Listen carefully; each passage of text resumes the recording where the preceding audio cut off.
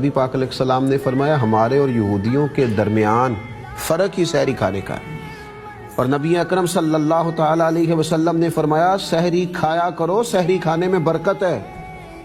یعنی یہ تم مت سمجھو کہ صبح میں تو چپاتی کھا رہا ہوں، میں تو سالن کھا رہا ہوں، میں تو دہی کھا رہا ہوں۔ تم یہ صرف کھانا نہیں کھا رہے، تم رب کی عبادت کر رہے ہو۔ یہ عبادت ہے، یہ خاص خدا کا فضل ہے۔ صبح اٹھ کر سحری کرنا، افطاری کے وقت کھانا کھانا، یہ عبادت ہے۔ اور میرا خیال ہے یہ حدیث پاک جو ترغیب و ترہیب میں موجود ہے، اسے جو لوگ سنیں گے نا وہ تو شاید سحری کے لقمے کا روحانی ذائقہ محسوس کریں گے۔ وہ تو صبح پانی کے قطرے قطرے کو اپنی روح میں اترتا محسوس کریں گے۔ وہ کھانا یوں ہوگا کہ جیسے ان کے وجود کے لیے نور بن گیا۔